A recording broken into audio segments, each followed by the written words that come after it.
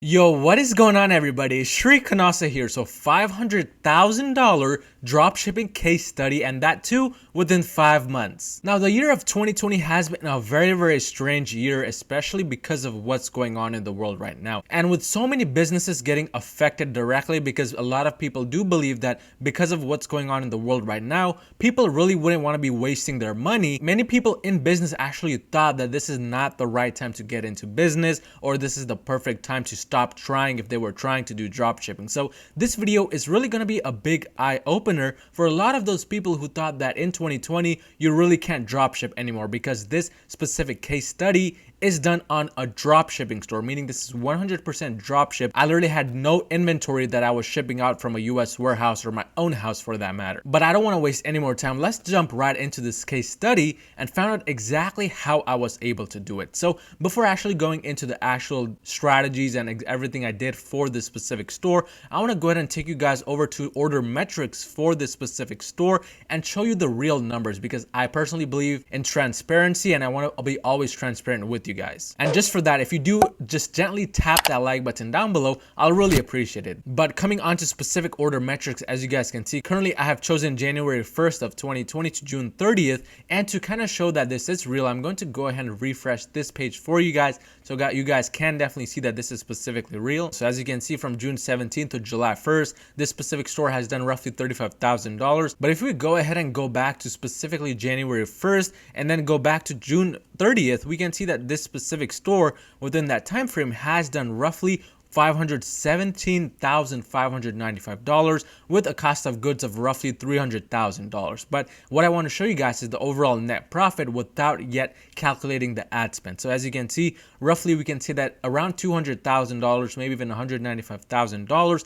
is net profit. And don't worry, I'm going to go over the real numbers with advertising spend and all of that stuff soon. But I just wanted to go over order metrics with you guys for this specific store before we jump into the actual strategies and everything. So now let's go ahead and go on over to the Google Doc to go over the specific strategies. But again, before diving into the strategies, I want to go in and talk about the specific advertising spend and exactly how much is the net profit I kept inside my pocket. So as you guys saw, profit before ad spend on order metrics as well, roughly we can say about $195,000 considering the returns, refunds, etc. But if we calculate the ad spend, and ad spend was roughly $75,000 for that specific time frame, it comes down to roughly $120,000. So this is approximately before taxes what I kept inside my pocket. But now that we've kind of cleared up the numbers to show you guys real data regarding this specific store, let's start talking about the specific strategies I used to make this such a big success within such a time period where a lot of people didn't even have a job or they weren't really sure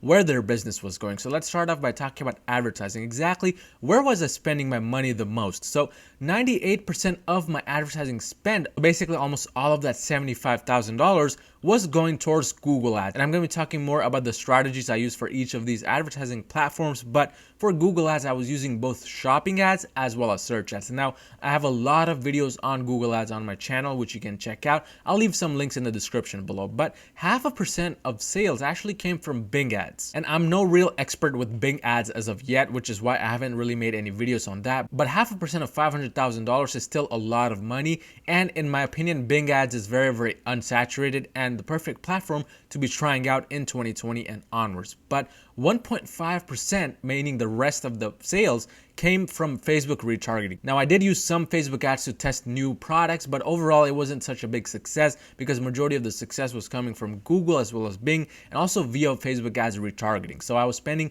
most amount of money on Facebook with the retargeting specifically. But along with advertising, exactly how had I laid out my website? Because let's face it, without a proper website and a proper website layout, you really limit your chances of finding any success. And it doesn't matter whether you do drop shipping or run an actual brand. So how was I laying out my specific website? Exactly what I was doing. So to kind of illustrate this, I have found a specific website, and this is coupleschoices.com. But this website is almost literally what I was personally doing on my own website, and why I was able to achieve such a big amount of success in such a short period of time. So let's go ahead and go on over to coupleschoices.com to go over their specific website and see exactly what I was doing as well that can be related to this website. So right when we land on Couples Choices, there is one thing that we see, and that is the overuse of this specific color. It's like a light pink color. The main reason why I'm specifically talking about the color is because big websites, especially those that are really successful, including myself, have one specific general color scheme and they stick through it throughout the specific website. So as you can see, this specific light pink color is repeated throughout the websites, meaning for the banner image, for the pricing, as well for the specific button. So this website is clearly laid out very well and has a thorough look to it simply because of the color scheme, and that color scheme again is repeated on almost every single page on this website. So this is also one specific thing I have on my website as well, and I personally think this contributes to a lot of my success because people love consistency. Anytime they see inconsistency or feel inconsistency within their lives, they start to panic and they start to kind of want consistency again, and having a one specific color scheme really helps with that. But in addition to that, right below the banner page, and as you guys can see, the banner image has very high quality specific images of their products. But right below the banner page, they have a section called Shop Our Best Sellers. A lot of people don't really pay attention to their homepage at all, but I believe a lot of your sales can be made on your homepage, especially if you put your best-selling products up here. So that's exactly what Couples Choices does, and that is exactly what I did on my website as well. But if we scroll all the way down, we can see that right below that section, there's the collection section. Now, again, I'm going over these specific things specifically because this website layout is what works, and it is what I personally did to achieve $500,000 in sales as well. But right below that, they have the specific email section where people can just enter their email to get a discount or something like that. So that's their overall layout for the specific homepage. Now, if you go on to the most important pages, which is of course the product page, we can see a lot of unique things on this specific website's product page, which is also what I personally have done on my website as well. But on their specific product page, first of all, we see that they have a very unique way of telling the specific prices. First of all, right below the prices, they're directly saying exactly what a customer can expect. And nowadays, this is super important as well to have on your product pages. In fact, in the last video I made, I mentioned that instead of having something like this, you can put a specific text under the price which says you save X amount of dollars. So in this case, they could have put you save $20, and that would have worked perfectly as well. But that is one thing you want to be having on your product page as well. That could lead to a lot of extra sales. But this specific website has a timer, which I really don't recommend. So that's one thing I don't like about Couples Choices. But below that, they have a very clear add to cart button, which also says the pricing of the product.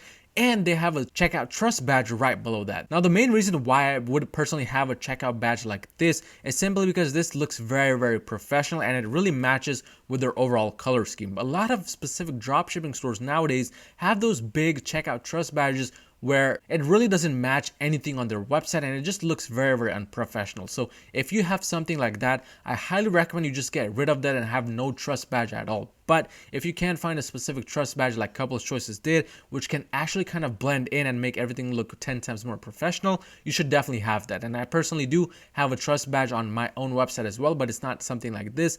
In fact, it is very different from the general population. But right below that, they have a very unique specific description related to this product. And if you continue scrolling down, we can see that on the left side, they also have a size chart as well as a shipping guide. So these specific columns really aren't that necessary, but if you have them, they're definitely increase in sales. And if you scroll all the way down, we can see that they have very high quality reviews. And this is also one thing I personally believe helped me achieve those $500,000 in sales. And that is having reviews with clear photos of the product. Nowadays, if there's specific photos directly assigned to the reviews, it really helps people and potential customers trust you more and want to buy from you. Because let's face it, if a potential customer can directly see somebody else wearing the product or using the product, they're 10 times more likely to trust you and also believe that you are a real company. Because if your reviews, all they say is great, amazing, excellent, nobody's really gonna be trusting that in 2020 and onward. So these kinds of reviews is something I definitely recommend, and also something I have on my store as well. But now that we've covered the product page, let's go ahead and go on to the cart page, because this specific website again has a very interesting cart page. So first things first, you see that this is a cart drawer, not a real cart page. But on the cart drawer, they're using a lot of specific techniques, which I mentioned on my videos as well. First of all, they have this specific timer over here, which says your order is reserved for X amount of minutes. Instead of having a timer on the product page, this is nowadays what I recommend that you have it. Just simply put a timer on the cart drawer or your cart page. so that it kind of adds a little bit more scarcity. But in addition to that, you can have a trust badge like Couples Choices does over here right below the checkout button, because that really helps add that additional factor of trust. But overall, very clean cart drawer. You can also achieve the same results with just a simple cart page. And on this specific case study store, I did simply use a cart page instead of having a cart drawer, but with a very similar layout. Now, if you go ahead and go onto the checkout page, we can see that again, Couples Choices finds a way to stand out of the crowd. The first way they stand out of the crowd is by having a trust badge right at the very top. This is something I also recommended in one of my most recent videos. You want to have a trust badge along with your logo at the very top to add trust on the checkout page, because this is where people are making their decisions of whether they really want to take out their credit card or not. I personally believe that Couple Choices really overdid it with the timer, because they have another timer over here. I don't recommend that you have too many timers. In fact, on my case study store, I only have one timer, and that is on the cart page itself, nowhere else. But one thing they did really well is that they put this specific text right here, which really helps add again that trust factor that people need to continue wanting to buy from you. But overall, these are the main pages which I really wanted to go over, because these make the biggest impact. And this is exactly how I have personally laid out this specific dropshipping store as well. But now that we have talked about the specific website layout, let's start talking about products, because without the proper products, it doesn't really matter what kind of website you have. It doesn't matter how much money you spend on ads. It's really not going to work. So when it comes to specifically the products, again, I've made a lot of videos on product research for Google, but one thing I believed really helped me achieve $500,000 in sales in such a short period of time is that I was selling a lot of high ticket products, meaning $200 to all the way up to $500, even sometimes $1,000. In fact, a lot of the times I was getting individual orders on my store for up to $1,500, and that is a real big amount coming from just one potential customer. So this really helped me boost up my sales. I was easily able to do over $10,000 per day in some of these days, and that is simply thanks to the high ticket products again I was selling. But you want to understand that with higher ticket items, you're generally going to have a lower conversion rate. But if you're getting a lot of profits, conversion rates really doesn't matter at that point. But specifically talking about the type of products I was selling products which had a monthly search volume of 20,000 or more. In fact, some of these high ticket products had a monthly search volume of 100,000 or more.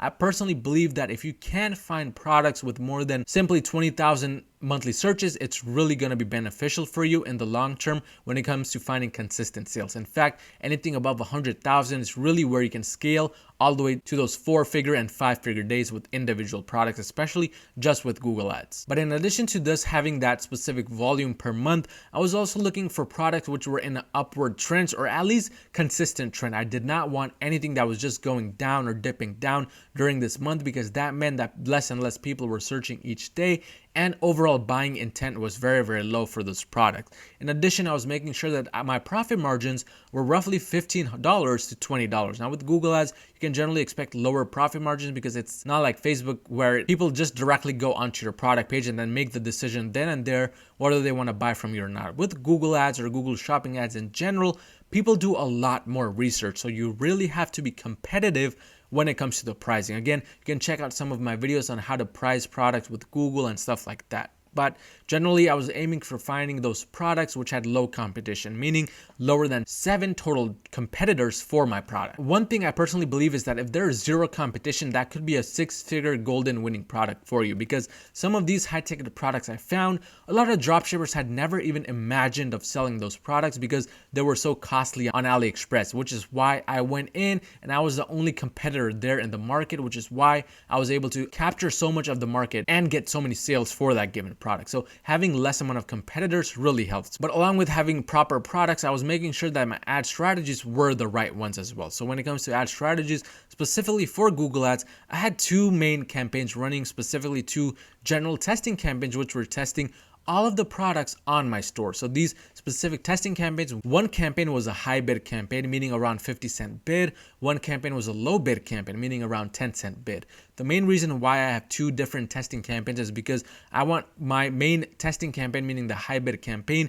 to get a majority of the sales, but I also want my low bid campaign to capture those sales which were kind of lost in this high bid campaign, because believe it or not every product is going to do well with a high bid. Some products generally perform much better with a low bid, which is why I have 2 specific testing campaigns. I really want to use the umbrella strategy, where it's kind of like opening an umbrella so that you can cover a larger surface area instead of just having one specific target for your product. But in addition to those specific shopping campaigns, I had one company search campaign where I was basically targeting only those keywords which were related to my store's name. So for example, if my store were coupleschoices.com, when targeting for the search campaign, I would just target the main keyword couples choices or couple choices or couples choices. So basically playing around with my own domain name to capture all of the people searching for it. And finally, I had a lot of standalone campaigns. These campaigns are basically used for scaling winning products, and I personally recommend scaling via standalone campaigns only with those products which get you over 3 consistent orders or possibly more. Because remember, when it comes to Google Ads, consistency is key. You can't really be getting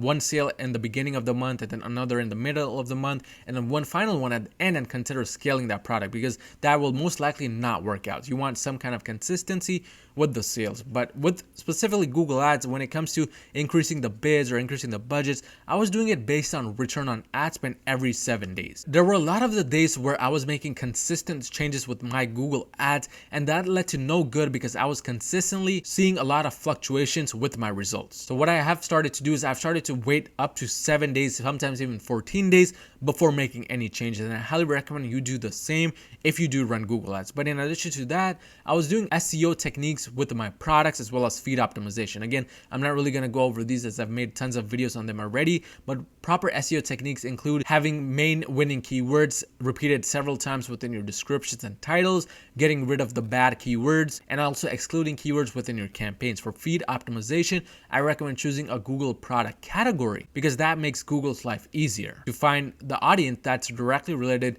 to your specific product. So these specific things really help to boost those results as well. But now let's kind of talk about specifically Bing ads and what I was doing over there. So with the Bing ads, I had only one general testing campaign running, and this is the specific high bid campaign which I had on my Google Ads account as well. I didn't really do anything different with Bing ads because I wanted Bing to just kind of run in the background. So with Bing, I only had the campaign running at $25 a day.